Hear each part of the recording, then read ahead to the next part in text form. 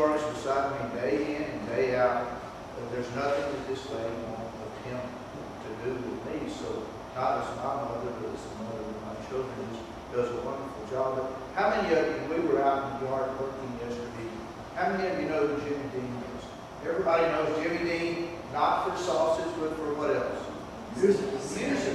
And Jimmy Dean does a song, and we heard it yesterday while we worked in the yard, and again this morning on the way here, because every morning while y'all are in church, oftentimes my wife and I are looking, and we're at home working in the yard and listening to KBEP Radio. Does a wonderful Bible hour from 10, 8 to 10, 9 to 11, sometime in the morning, and they played it this morning while we were on here, on the way here. We played it yesterday, and Jimmy Dean's story about his mother. How many of us have heard that?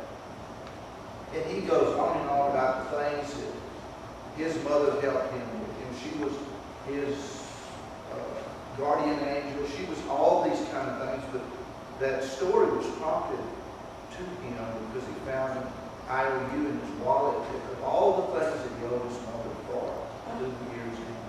Just like all of you that are mothers here, Jimmy Dean said, just with 4 words, his mother would forgive him that debt, and those 4 words were what?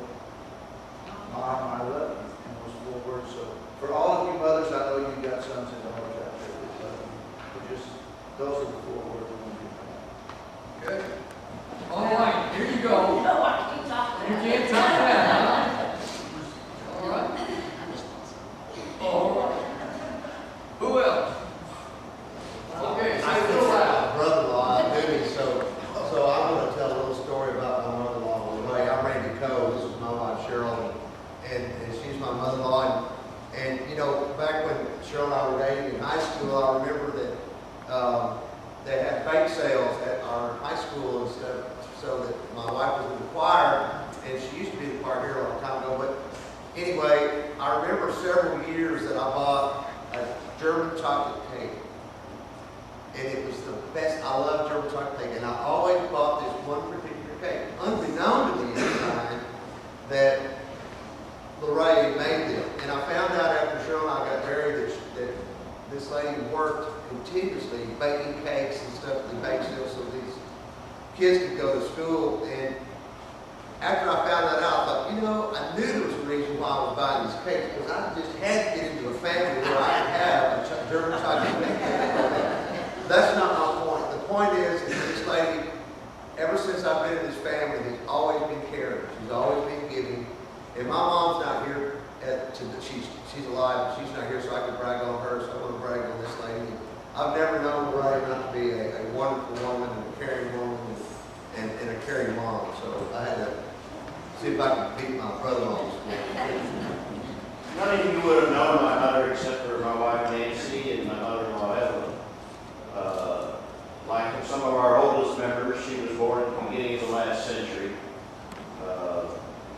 With all that implied growing up during the heydays of the 20s, suffering through the Depression, father losing business, husband losing business, lots of things.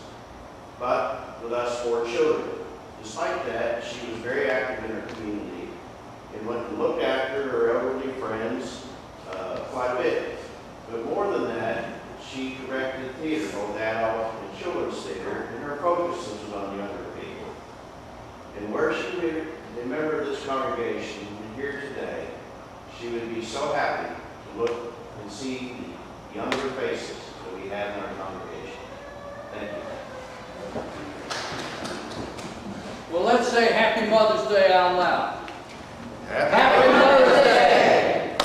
You have your today, we're not going to put them on the altar. You can take them home with you. The white carnations or red carnations to honor your mother.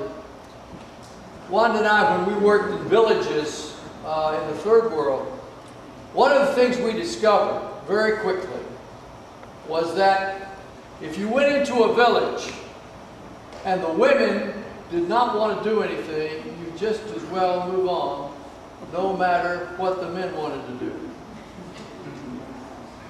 But the women generally were the ones who wanted to see that their children were cared for, had good health and education. and that they had a way to make a living.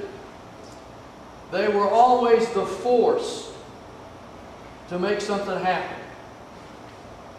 Mainly the guys were there making rules and regulations and running things, but it was on the basis of their status. And they didn't want to make a mistake because they'd lose face, and so they didn't do anything. But it was the women who were about the future. And so when we celebrate Mother's Day, we're celebrating about that which is in us that cries out to create the future. And if you go and read the Gospels real close, you'll see that what Jesus was about was creating the future, a new future, where people didn't divide up and love this one and didn't love that one, but where people were open to creating a new sense of what it meant to be a human being.